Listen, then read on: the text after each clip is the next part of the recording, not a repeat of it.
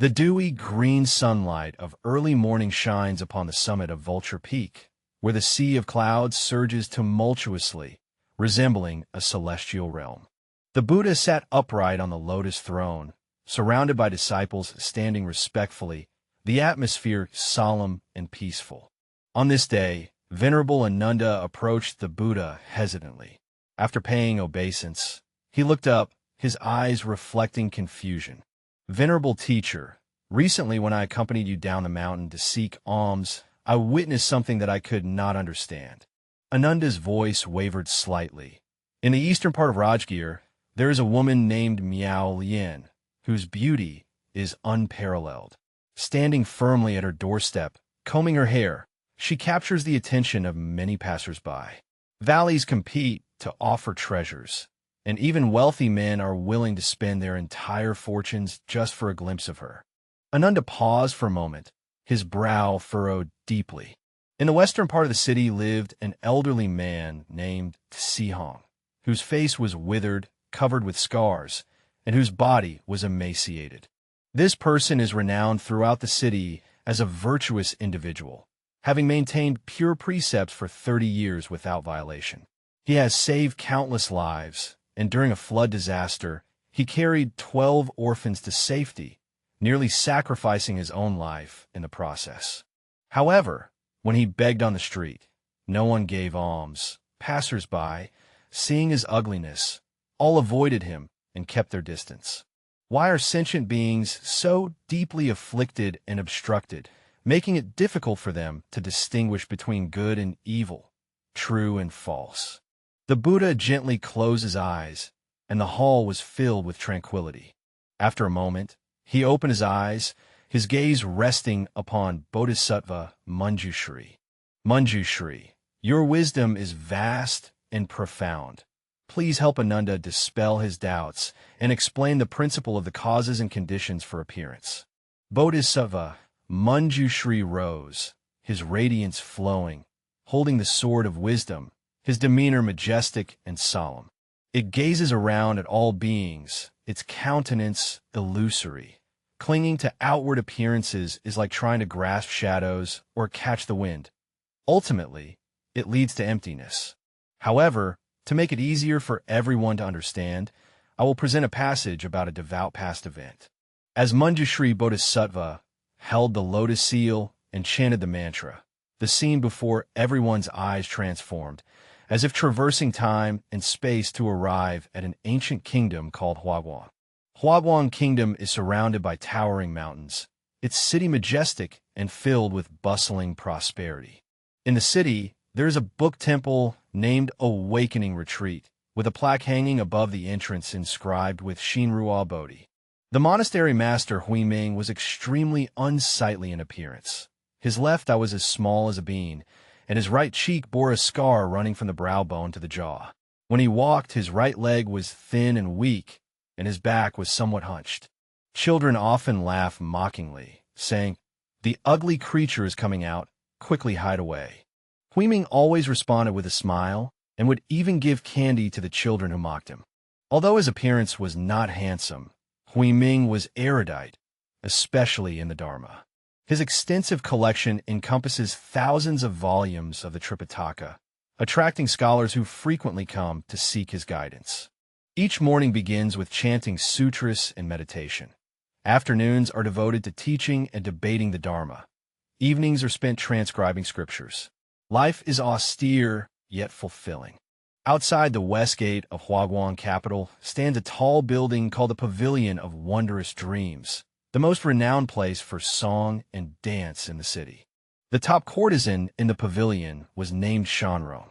She was extraordinarily beautiful, with a face like polished jade, lips as if holding pearls, and brows and eyes as exquisite as a painting. Every frown and smile of hers could captivate and bewilder one's soul. Every time he took the stage, the city's elites competed to watch, and the young maidens were deeply enamored. To receive even a single glance of his favor was considered an honor. Shanrong was naturally arrogant, flaunting his beauty and displaying dominance. He was well aware of his exceptional qualities and talents. Thus he held his head high and looked down upon ordinary people. The proprietor of Chimeng Pavilion indulged him even more, allowing him to choose guests at will, only receiving wealthy patrons who were generous with their spending, while common folk had no chance to be admitted. One day, the kingdom of Huaguang welcomed a venerable monk named Zhizong, who was said to have returned from the western regions of India, having attained the fruition of arhatship and possessing great supernatural powers. The sovereign revered the Dharma and specially invited eminent monks to establish a platform within the imperial palace to preach the sutras. Officials, merchants, and scholars eagerly vied to attend the lectures. Early in the morning, Huiming arrived outside the palace gates, but was stopped by the guards. "With your appearance, you think you can enter the palace? Leave at once." Huiming earnestly said, "This humble monk seeks only to hear the Dharma, not to pay any price. It is sufficient to listen outside the hall." At that moment, an elderly court scholar passing by recognized Huiming. This person was the master of the awakening retreat.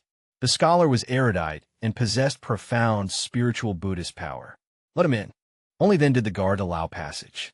After Huiming entered the hall, he saw that the inner prayer area was already overcrowded with people, so he had no choice but to sit on the floor in a corner. Soon, a fragrant breeze wafted over. Everyone turned around to see Shanrong gracefully entering, surrounded by attendants, radiant and resplendent.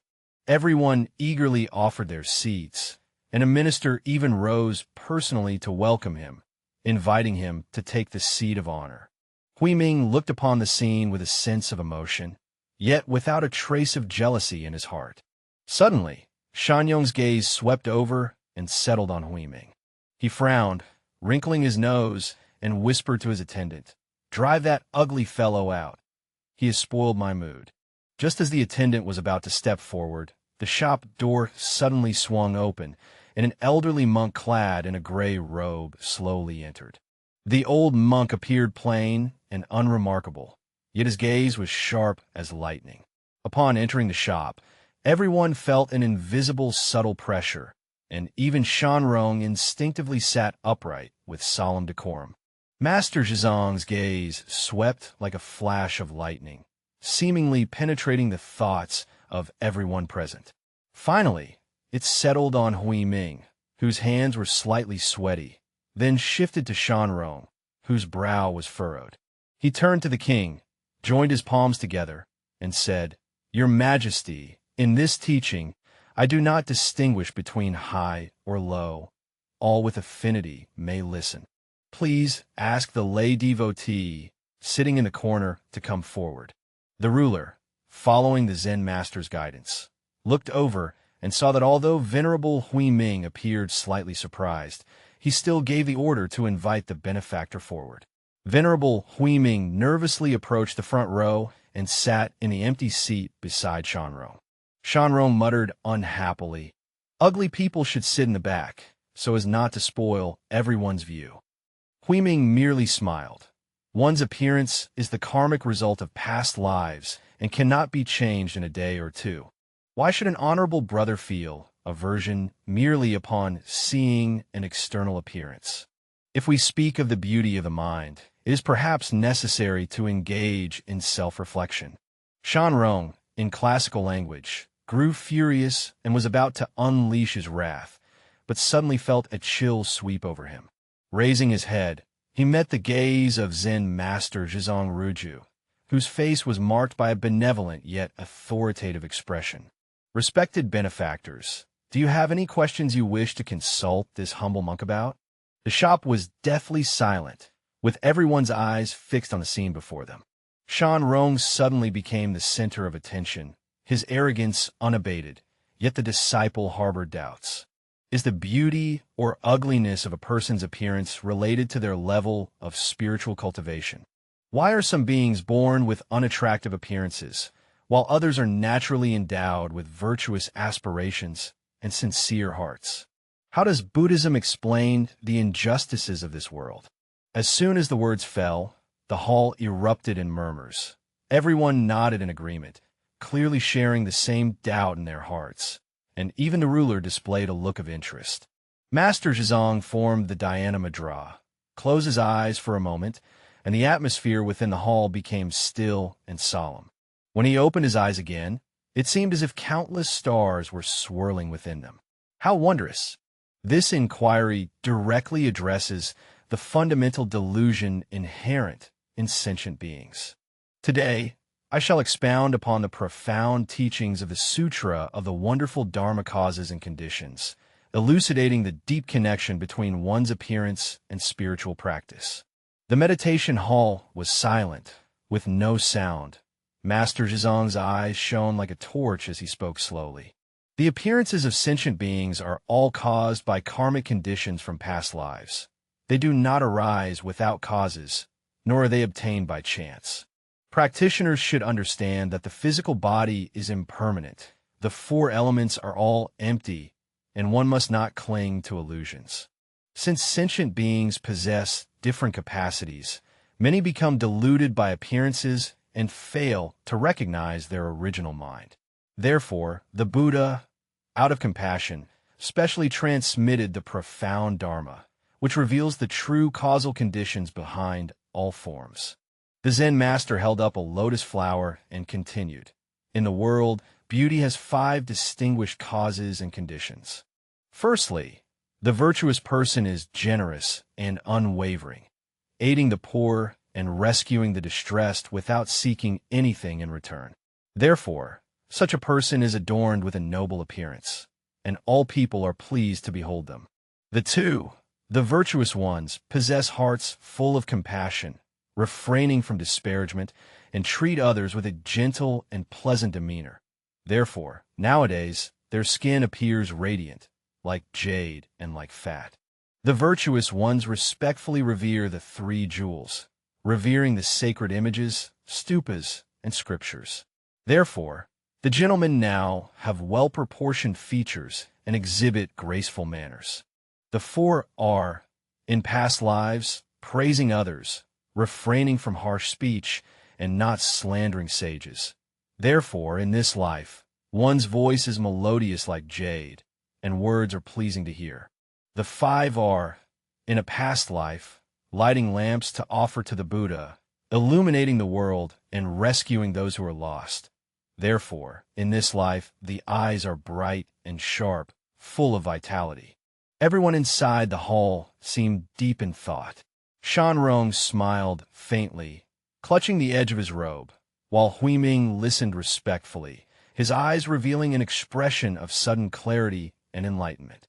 Master Zhizong's tone deepened, saying, "On the contrary, those who appear ugly in this life surely have karmic causes from past lives.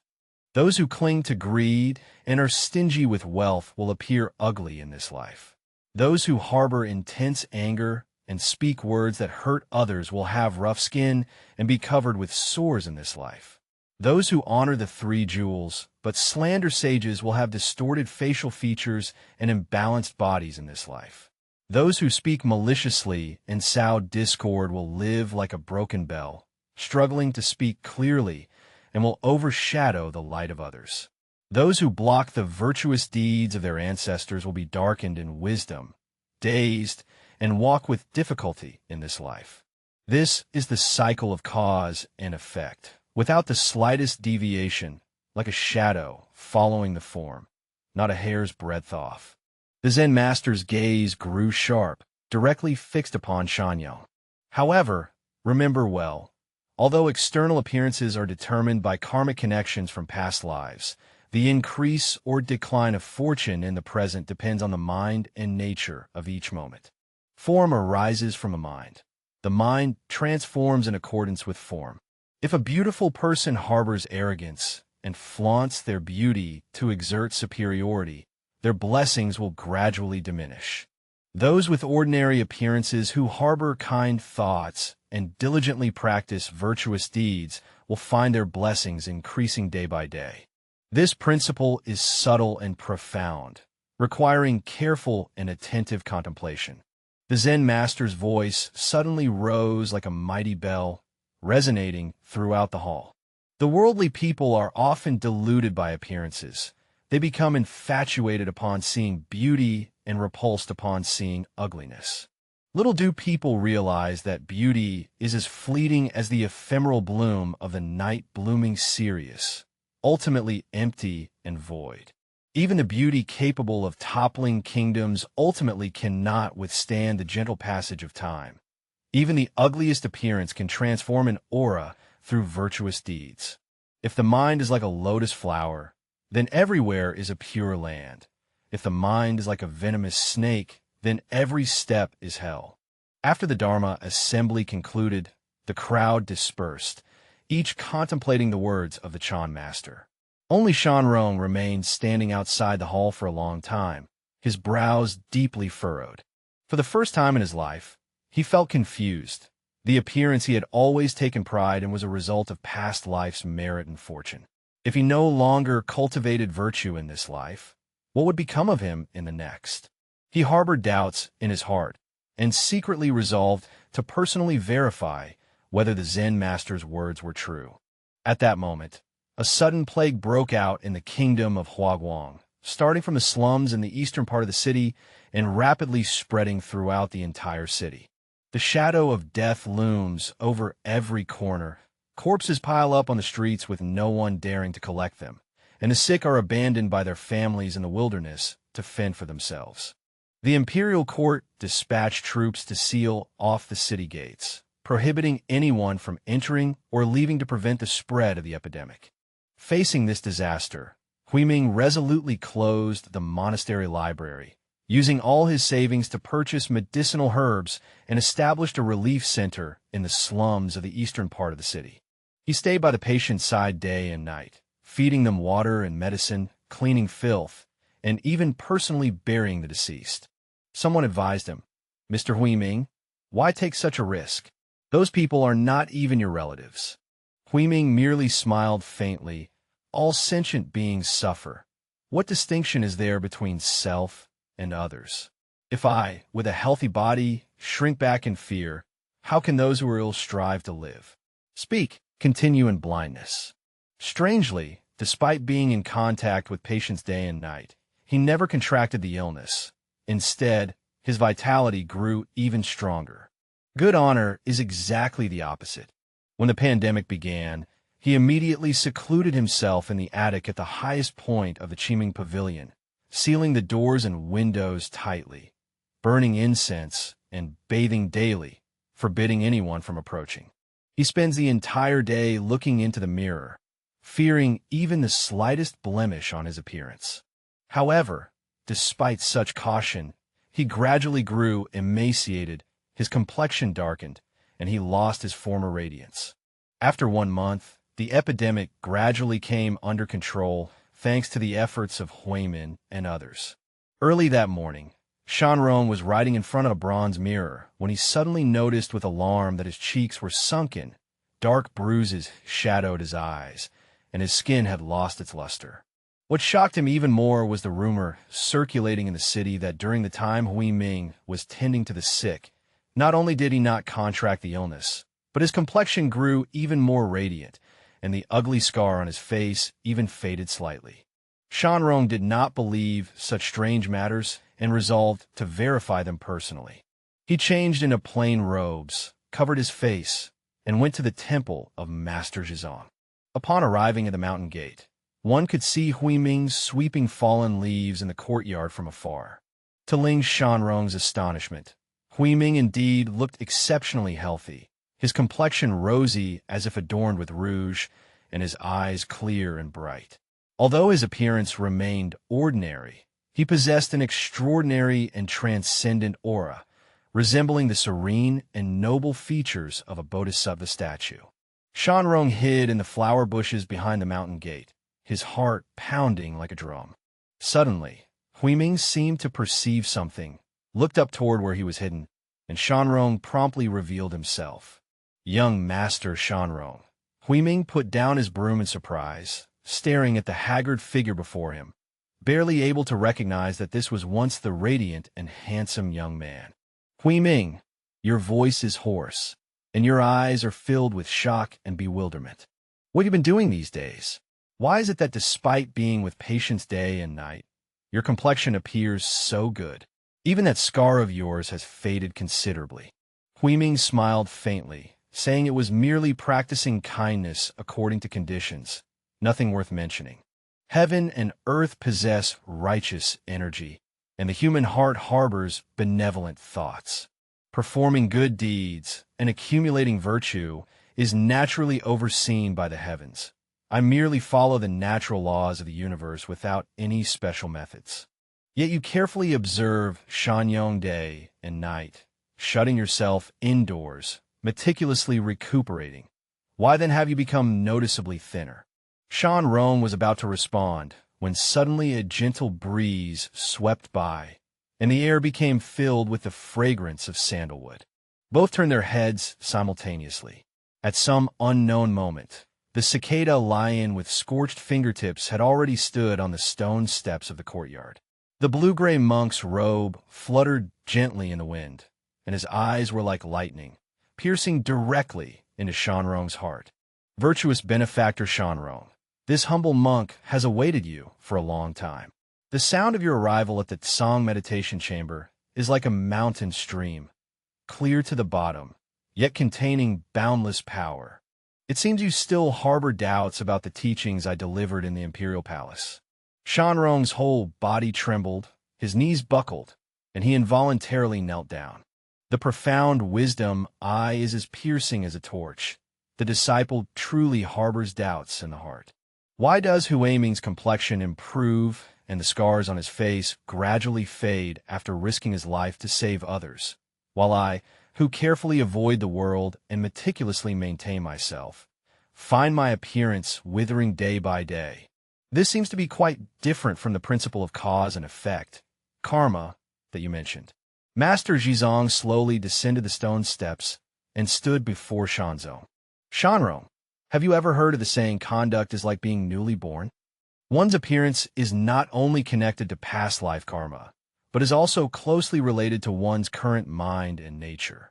Are you aware of the deeper karmic mysteries behind human appearances in this world?"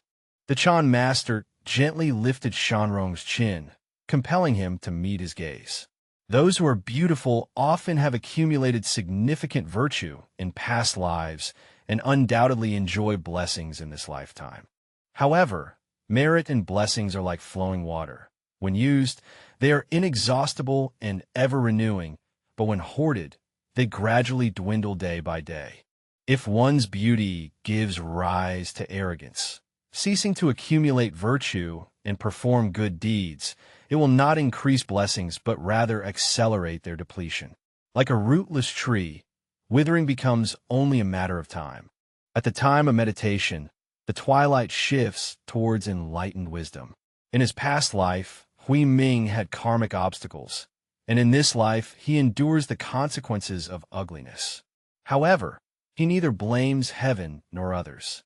Instead, he accumulates virtuous causes and merits extensively, thereby extinguishing karmic obstacles while simultaneously increasing his blessings.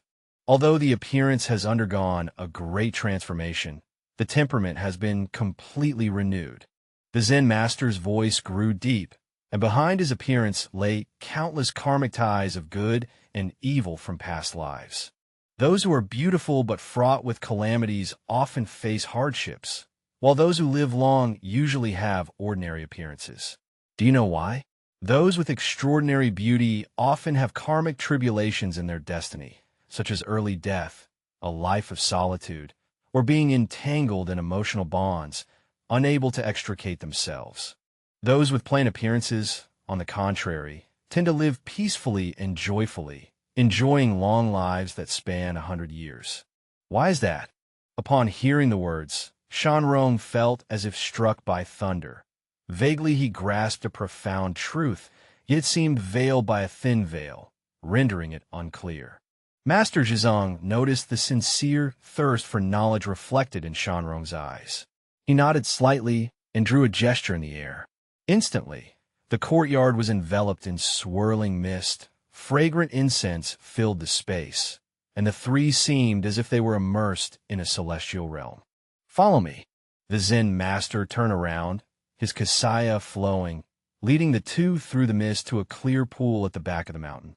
The pond water is as green and translucent as jade, calm and mirror-like, without a single ripple. Ancient trees tower all around, vines hanging down, and a few colorful butterflies dance gracefully among the blossoms. The Zen master stood by the pond, pointing at the tranquil surface, saying, "Just like watching the reflection in the water." Shanrong and Huiming looked down with bowed heads and, almost simultaneously, inhaled sharply in surprise. The reflections in the pond were vastly different from their actual appearances. The reflection of Shanrong's face was distorted, his eyes radiating a sinister aura, lips curled into a cold sneer, his entire countenance exuding a certain demonic malevolence. In contrast, Huiming's reflection was unexpectedly solemn and serene, with well-defined features and a transcendent, unworldly aura between his brows. The Bodhisattva of Prajna lowers the curtain. What is happening? Shanrong terrifiedly touched his face, wondering how he could have such a dreadful reflection. Master Zhansong explained, "This is the mind's bright mirror, capable of revealing the true nature of all sentient beings' hearts. Appearance is merely an external shell that inevitably decays with the passage of time, whereas the mind is the eternal essence, becoming increasingly pure and radiant through spiritual cultivation. The reflections you see are, in fact, projections of the mind, genuine reflections of the inner reality." The Zen master continued, "Shanrong, in your past life, you were a wealthy merchant along the eastern seacoast, possessing immense wealth. You consistently acted righteously, aiding the poor, building temples, and printing scriptures. Therefore, in this life, you enjoy a handsome appearance. However, if one's intention is not pure, relying on strength to bully the weak, oppressing the common people, and even taking countless lives, no matter how great the accumulated merits and treasures from past blessings, they will ultimately be eroded by the burden of karmic obstacles. Nowadays, displaying vanity and arrogance within the monastic community only accelerates the depletion of blessings and treasures." Turning towards Huiming. In a past life, Huiming was an ascetic monk in the western regions who practiced for decades, embodying compassion and saving countless lives. At the moment of death, due to a momentary delusion, he slandered a true practitioner with harsh words, harboring jealousy, and now, in this life, experiences ugly thoughts. However, due to the profound virtuous roots cultivated in past lives, and the continued practice and accumulation of merit in this life, karmic obstacles are being eliminated and blessings are gradually manifesting. After hearing this, Shanrong trembled all over, knelt down, and kowtowed, saying, "I am a foolish disciple, and only today have I come to realize that appearances are illusory." The Blessed One, with compassion, instructs his disciples on how to cultivate both inner and outer beauty. The Venerable Dzongchen Master, with a calm gaze, spoke deeply. "For now, accompany Huiming to assist the sick. Through personal experience, you will naturally come to understand. Remember, the appearance arises from the mind, and the mind gives rise to images and forms. If the mind harbors benevolent thoughts and remains steadfast, even the most unattractive appearance will radiate a unique charm. If the mind and intentions are not righteous, no matter how beautiful the appearance, it will ultimately lose its radiance." Thus, Shanrong let go of his arrogance and followed Huiming back to the epidemic area. At first, he still harbored reservations and dared not approach the critically ill patient, only standing aside to hand over tools and bring water and medicine. Huiming, without any hesitation, washed the patient's bodies, cleaned their filth, brewed medicine, and fed them water, and even personally buried the deceased, carrying out all these tasks with a gentle and amiable demeanor, without any sense of repulsion. Gradually, Shanrong was moved by Huiming's selfless spirit and began to proactively engage with the patients. Once, he was giving water to an elderly woman who was on the brink of death. Suddenly, the woman grasped his hand and gratefully said, "Young man, you are very handsome, but I see worry in your eyes." The old woman has lived most of her life and understands that if one practices more good deeds, the mind will naturally become peaceful and blessings will naturally increase. Though you are so young, if you can accumulate virtue and practice kindness, you will surely be able to uphold both protection and fulfillment. After hearing this, Shanrong wept like rain, kneeling before the old woman's bed. The elder's teachings were deeply engraved in Shanrong's heart. In the past, I arrogantly relied on my beauty to assert my dominance, not realizing how many hearts I had hurt. Now, I fear it may be too late. The elderly woman smiled gently and said, "Silly child, it's never too late for anything.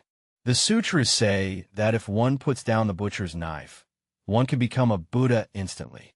As long as there is a single thought of turning back, the prodigal son's return is never too late." At this moment, Shanrong completely understood the teachings of Master Zhizong. It was then that he realized, despite his beauty, his heart was empty and restless, constantly troubled by the aging of his appearance. How could he attain true happiness? Although Huiming appeared ordinary in appearance, his heart was filled with joy and tranquility. He practiced goodness daily, felt no regret at night, and lived more sincerely than anyone else. 3 months later, when the pandemic had completely subsided, the two once again made a reverent visit to Master Zhizong. The Zen master looked at the two, revealing a smile of satisfaction. "Shanrong, have you attained any insight?" Shanrong responded with reverence and folded his hands, his eyes gleaming with the light of wisdom. The disciple understands that one's appearance, whether beautiful or unattractive, is determined by the causes and conditions from past lives and cannot be quickly changed in this lifetime. However, true beauty and ugliness originate from the heart. Being infatuated with external beauty is like clinging to the reflection of the moon in the water, ultimately illusory and empty. Only by cultivating an inner purity free from defilements can one's external appearance truly radiate brilliance. From this day forward, I vow to emulate the wisdom of the enlightened, cultivate my mind and nurture my character, practice virtuous deeds extensively, and no longer cling to external appearances. The Chan Master Zhizong said with satisfaction, "You have attained enlightenment." The wonderful Adornment Cause and Condition Sutra states, "A beautiful heart makes a person beautiful. An ugly heart makes a person ugly." Although outward appearance may be determined by past conditions, those with pure and virtuous minds will ultimately transform their karma into blessings, whereas those with evil minds will see their good appearances eventually decline. Appearance is like a dewdrop, dazzling under the morning sun, but ultimately destined to dissipate. The mind's nature is like a diamond, becoming ever more radiant through enduring buonan. If ordinary people can perceive the fundamental wisdom beyond appearances and see the truth beyond superficial forms, they will no longer be deluded by external phenomena nor entangled by intermediaries and adversaries. Then, Zen Master Zong took out an ancient bronze mirror, a plain polished mirror capable of reflecting both past lives and the present existence. "Just watch and see with equanimity." Shanrong and Huiming each looked in the mirror and clearly saw their respective past lives. Shanrong was indeed a wealthy merchant, riding a tall and magnificent horse in the marketplace, confidently commanding the scene, casually giving alms to beggars and building temples. With clear wisdom, he saw that in his past life he had been an emaciated ascetic who endured the wind and dew, saving countless lives. However, at the final moment of his life, upon hearing that a highly realized monk was revered by thousands, he harbored jealousy and spoke slanderously, which determined the circumstances of his current life and appearance. Do you understand now? Master Zhizong looked kindly at the two, saying that one's appearance in this life is the result of actions from past lives. However, the form of this present life will become the sound of the next life. Those who are beautiful but do not cherish their beauty and use it for evil will inevitably be ugly in their next life. Those with ordinary appearance who widely practice wholesome deeds will surely be handsome in their next life. This is the cycle of cause and effect, without the slightest deviation. Upon listening to the Zen poem, both Shanrong and Huiming attained enlightenment and immediately commenced their distant practice. From that moment on, the two no longer cared about external appearances, but focused instead on cultivating the mind and spirit. Remarkably, as his practice deepened, Shanrong's appearance remained handsome, but he shed some of his frivolity and gained a measure of steadiness, exuding an aura of transcendence in his speech and demeanor.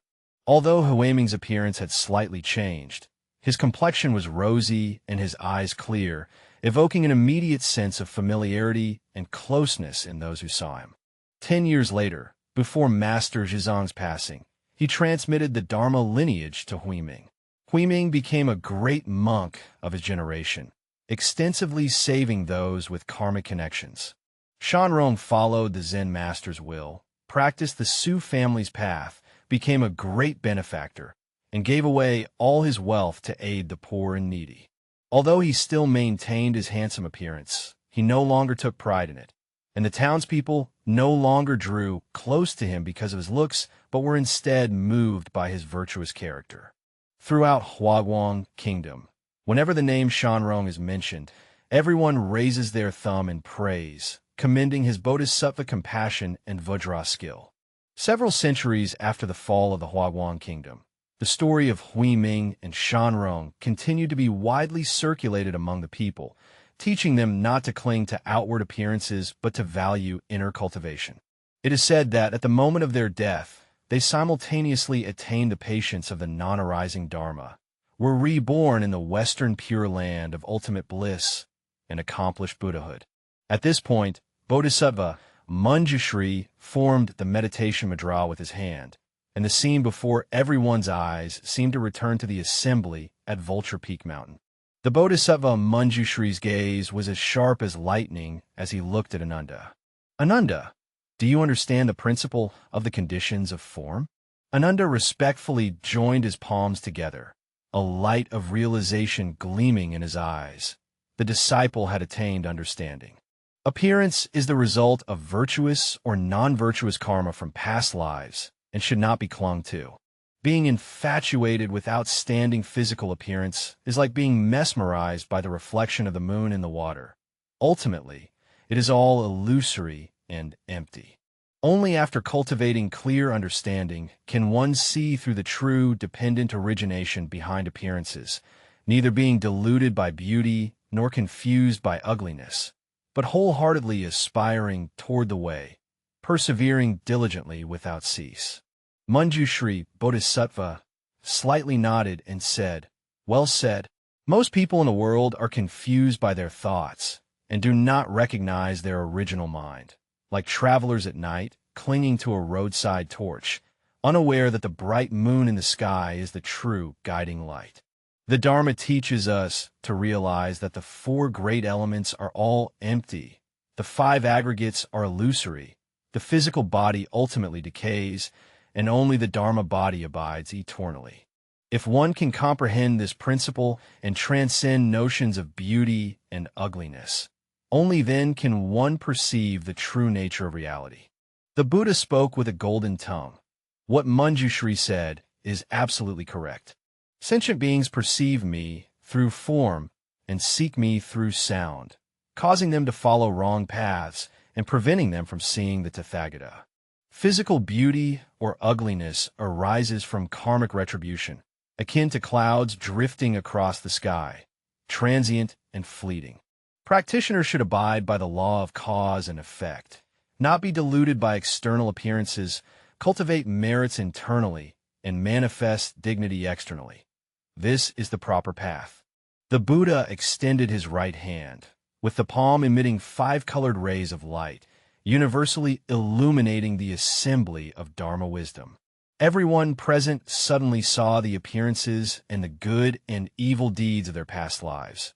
All were greatly astonished, and at the same time gained a profound understanding of the karmic causes behind their current life's appearance.